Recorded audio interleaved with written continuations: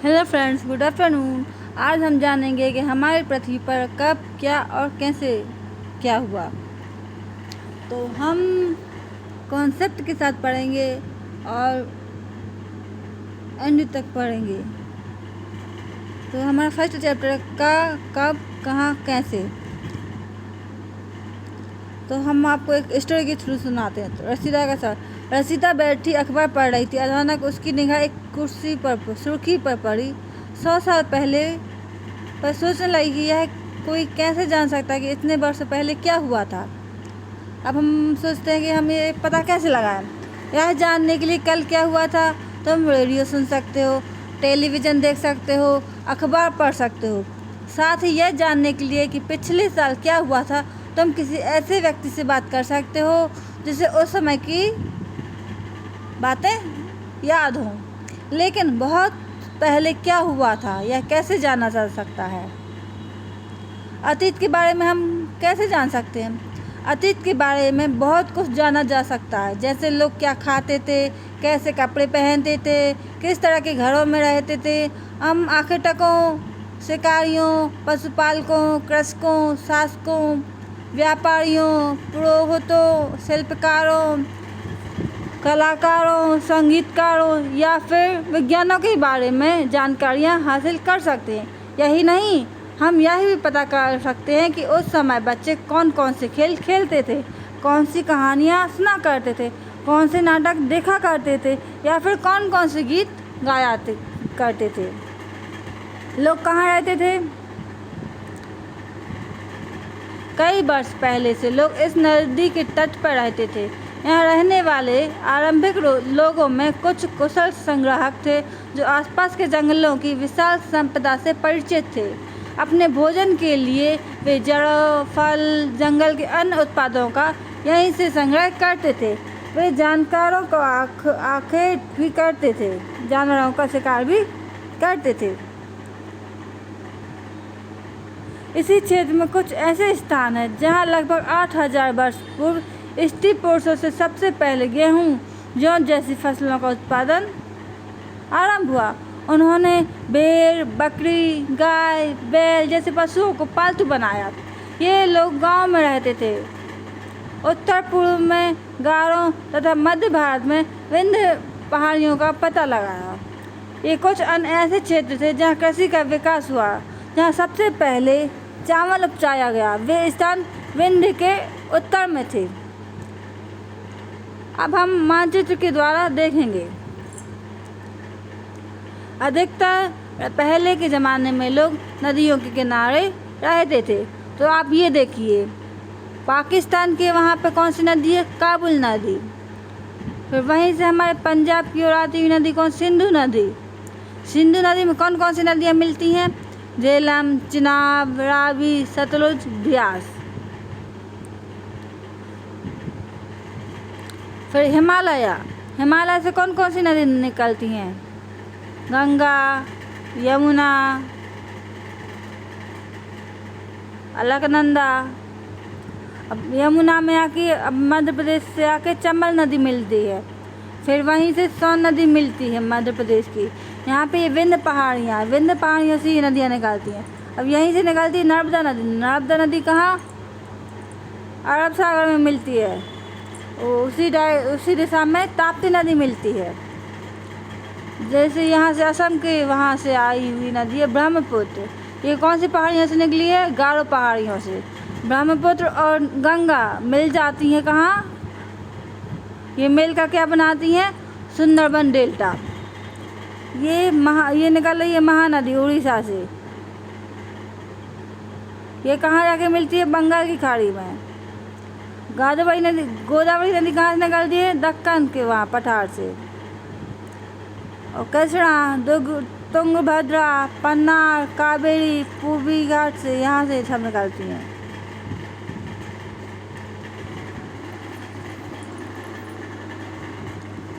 मानचित्र पर सिंधु तथा इसकी सहायक नदियों का पता लगाने का प्रयास करते हैं। अच्छा, सहायक नदियाँ किसे कहते हैं, सहायक नदियाँ उन्हें कहते हैं जो एक बड़ी नदी में मिल जाती हैं।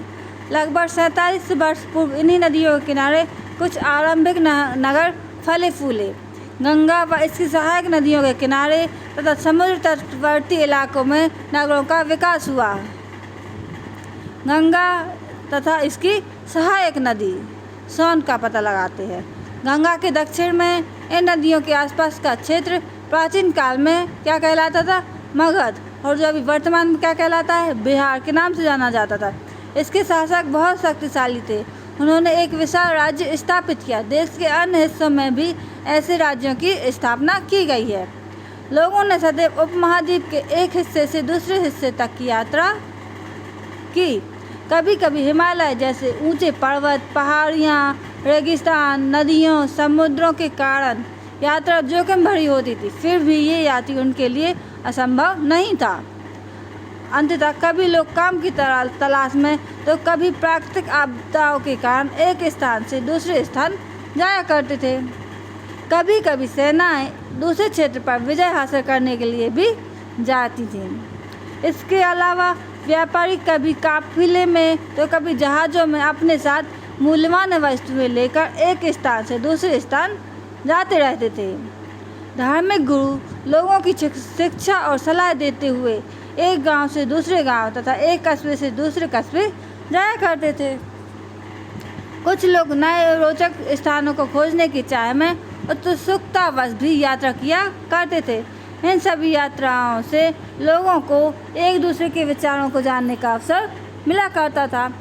आज लोग यात्रा कैसे क्यों करते हैं? एक बार फिर से मानचित्र को देखते हैं। अच्छा,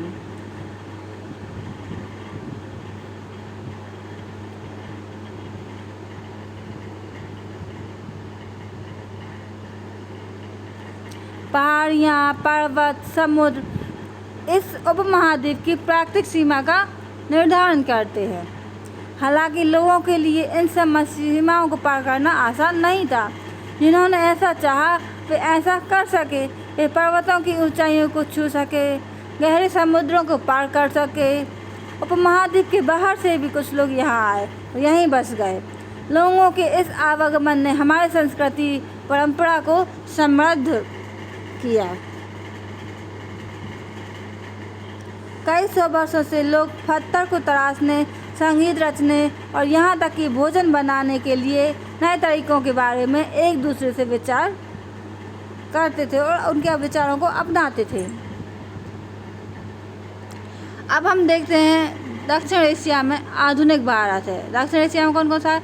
आधुनिक भारत है, पाकिस्तान है, बांग्लादेश है, नेपाल है, भूटान है, श्रीलंका है और अफगानिस्तान, ईरान, चीन तथा म्यांमार आदि पड़ोसी देशों को दर्शाता है। दक्षिण एशिया एक महाद्वीप से छोटा है।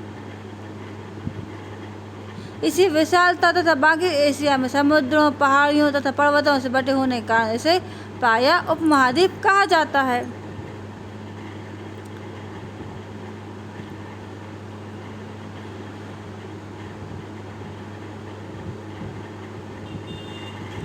ये एक पांडुलिपि है। अब इस पांडुलिपि क्या है? यह पांडुलिपि लगभग 1000 वर्ष पहले लिखी गई। किताब बनाने के लिए ताड़ के पत्तों को काटकर उनके अलग हिस्सों को एक साथ बांध दिया जाता था। बोझ पेड़ की छाल से बनी ऐसी ही एक पांडुलिपि को तुम यहाँ देख सकते हो। ये आप देख रहे हैं, ये क्या है? एक पांडुलिपि जो पेड़ की छाल को काटकर उस पर लिखकर बनाई गई है। अब जानते देश। अपने देश के लिए हम प्रायः इंडिया तथा भारत जैसे नामों का प्रयोग करते हैं। इंडिया शब्द कहाँ से निकला? इंडस से निकला है, जैसे संस्कृति में सिंधु कहा जाता है। अपने एड्रेस में ईरान और यूनान का पता लगाएं। लगभग 2500 वर्ष पहले उत्तर पश्चिम की ओर से आने वाले ईरानियों और यूनानियों ने सिंधु को इंडोस और इस नदी के पूर्व में स्थित भूमि प्रदेश को इंडिया कहा। भारत नाम का प्रयोग उत्तर पश्चिम में रहने वाले लोगों को एक समूह के लिए किया जाता था। इस समूह का उल्लेख संस्कृत की आलंबिक कृति ऋग्वेद में भी मिलता है। अब हम अतीत के बारे में कैसे जानें?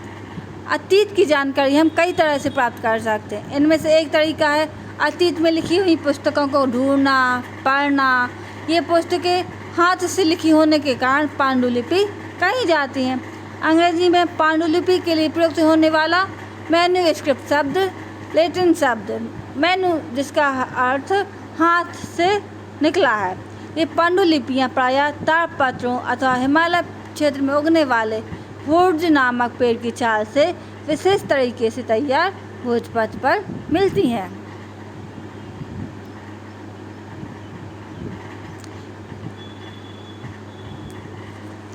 इतने वर्षों में इनमें से कई पांडुलिपियों को कीड़ों ने खा लिया तथा कुछ नष्ट कर दी गई। फिर भी ऐसी कई पांडुलिपियाँ हैं जो आज भी उपलब्ध हैं। ये प्रायः पांडुलिपियाँ मंदिरों विहारों में प्राप्त होती हैं। इन पुस्तकों में धार्मिक मान्यताओं व व्यवहारों, राजाओं के जीवन, औषधियाँ तथा विज्ञान आदि सभी प्रकार के विषयों की चर्चा मिलती है। इनके अतिरिक्त हमारे यहाँ महाकाव्य, कविताएं तथा नाटक भी हैं। इनमें से कई संस्कृत में लिखे हुए हैं जबकि अन्य प्राकृतिक और तमिल में हैं। प्राकृतिक भाषाओं का प्रयोग हम आम लोग करते हैं। हम अभिलेखों का भी अध्ययन करते हैं। ऐसे लेख पत्थर अथवा धातु जैसे अपेक्षाकृत कठोर सतहों पर उत्तीर्ण किए मिलते हैं। कभी कभी शासक तथा अन्य लोग अपने आदेशों को इस तरह उत्कीर्ण करवाते हैं ताकि लोग उन्हें देख सके, पढ़ सके, उनका पालन कर सके। इसके अलावा अभिलेख भी मिलते हैं जिनमें राजाओं, रानियों सहित अन्य स्त्री पुरुषों ने भी अपने कार्यों के बारे में लिखा है। उधर जैसे कि प्रायः शासक लड़ाइयों में अर्जित विजयों का लेखा जोखा रखा करते थे। क्या हम बता सकते हैं कि कठोर सतह पर लेख लिखवाने के लिए क्या लाभ है? ऐसा करने से क्या क्या कठिनाइयाँ आती हैं? इसके अलावा अन्य वस्तुएं अतीत में बनी और प्रयोग में लाई जाती थी। ऐसी वस्तुओं का अध्ययन करने वाला व्यक्ति क्या कहलाता है? पुरातत्व कहलाता है। और इस विभाग को क्या कहते हैं? पुरातत्व विभाग। पुरातत्वविद पत्थर और ईंट से बनी इमारतों के अवशेषों, चित्रों, मूर्तियों का अध्ययन करते हैं। वे औजारों, हथियारों, आभूषणों और सिक्कों की प्राप्ति के लिए छानबीन तथा खुदाई भी करते हैं। इनमें से कुछ वस्तुएं पत्थर, पकी मिट्टी, धातु की बनी हो सकती हैं। ऐसे तत्व कठोर तथा जल्दी नष्ट नहीं होते। जानवरों, चिड़िया, मछलियों की हड्डियां भी ढूंढते हैं। इससे उन्हें यह जानने में मदद मिलती है कि अतीत में लोग क्या खाते थे। वनस्पतियों के अवशेष बहुत मुश्किल से बच पाते हैं। यदि अन्न के दाने तथा लकड़ी के टुकड़े जल जाते हैं तो वे जले हुए रूप में बचे रहते हैं।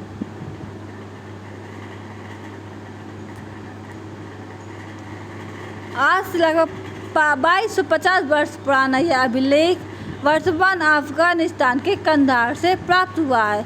यह अभिलेख अशोक नामक शासक के आदेश पर उत्तीर्ण लिखवाया गया था। इस शासक के विषय में हम चैप्टर 8 में पढ़ेंगे। जब हम कुछ लिखते हैं तब हम किसी लिपि का प्रयोग करते हैं। लिपियाँ अक्षरों अथवा संकेतों से बनी होती हैं। जब हम कुछ बोलते अथवा पढ़ते हैं तब हम एक भाषा का प्रयोग करते हैं। यह अभिलेख में होने वाली भाषा कौन सी? यूनानी तथा अराइमोइक नामक दो विभिन्न लिपियों का तथा भाषाओं में है। ये क्या है? मटका टाइप का बना। ये क्या है? प्राचीन नगर से प्राप्त एक पात्र है। मतलब पहले इन पात्रों का उपयोग होता था।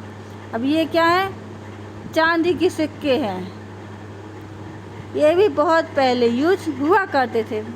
अतीत एक यह या अनेक। अब तुमने इस पुस्तक के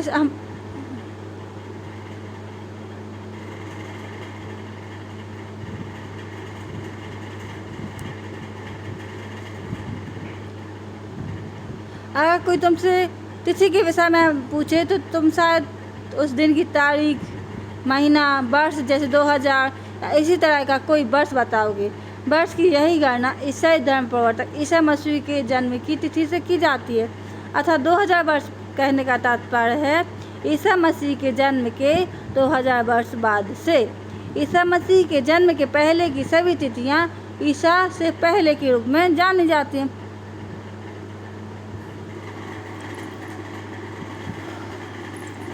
आज के लिए इतना ही।